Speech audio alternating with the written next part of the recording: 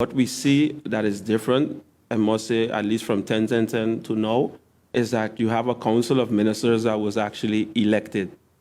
And a lot of people underestimate that or maybe never really pay attention to it, but it does make a big difference. Why I say that? Over the last 12 years, we've seen different council of ministers where persons maybe haven't even postulated themselves were put there. And based on that, the persons that put them there make certain demands for them to do things. I've heard stories. I was lectured by several previous ministers, previous senior persons in the community before taking up this post.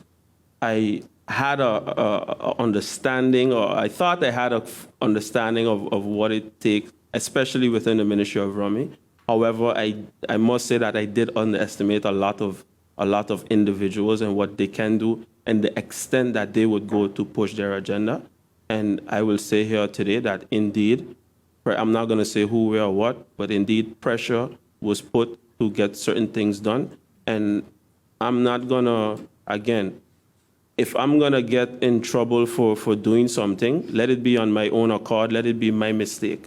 But I'm not going to go into jeopardizing myself, my career, my name for any individual. And I must say that my mom served this country for quite a number of years as a civil servant and years also as a minister and member of parliament in the Netherlands Antilles.